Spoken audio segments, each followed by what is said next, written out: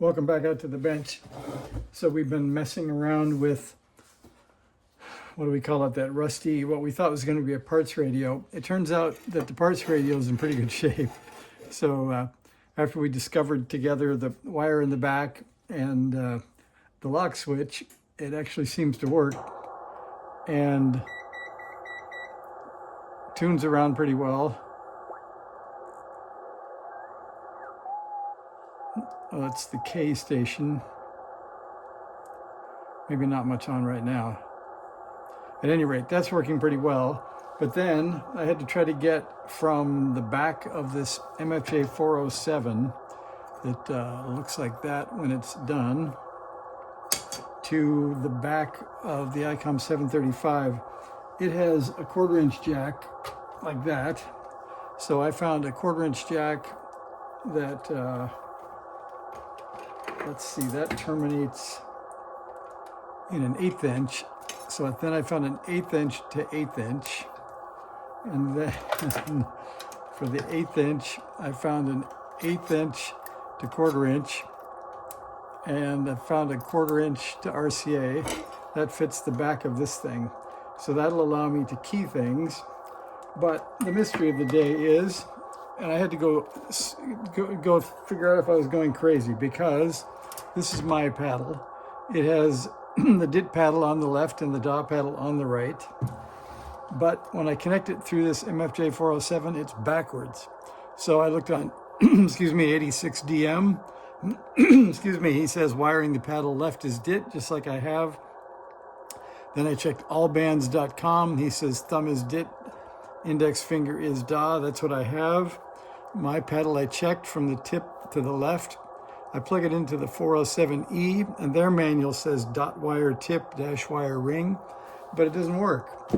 And I'll show you when I plug it in. So we'll get our paddle out here. And it also is 1/4 inch, so I have this. And I've got that plugged into here, and that plugged in here. And you know, the one check I haven't made yet is making sure that this connector isn't reversing things. So let's get the Klein out and see if that's true before I do anything silly. All right, and here are the 2 Klein probes, like that, and they will beep when we get continuity. So we're going to try the tip of the 1/4 inch instead of the tip of the 8. Here's left. Definitely connected. And then we'll go to the ring. Definitely connected. And we'll check ground just for the heck of it. Somewhere around here. Let's see. That may be a little intermittent. Let me check from this ground. That works. Does this work? It does work. Okay. So we do have the right wiring. I plug it in, and then you can see when I hit the left paddle, let's see, we need some tone. That would be this.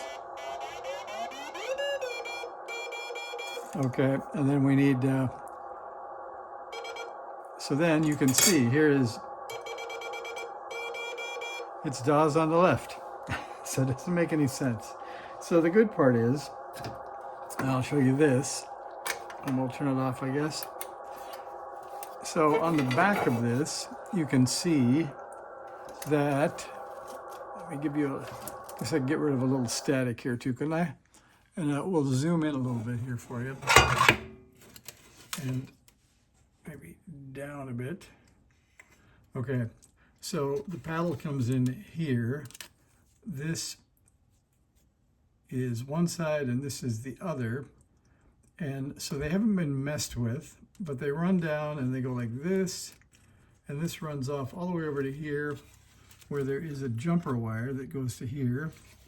And we follow the other one. It goes here, it goes right to there, and also goes to a jumper. So I think the easy solution is just to take those jumpers out and swap them and use some insulated wire. So I think that's what I'm going to do. I'll get some solid phone wire that's insulated, and we'll switch the DIT and the DAW paddle.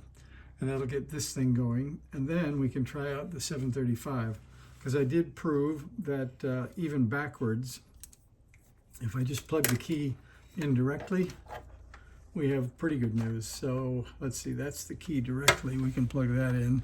That'll give me one paddle as a straight key. And let's see, I'll get you to look, let's see there. And I guess you'll see, get to the dummy load. And you can see that at the bottom of the RF power on this radio, it puts out about, I think about 7 watts. And you can see that here. And then we'll do a little handheld camera here up to the old wells, and you can see that. And that goes up to about 7 watts, something like that.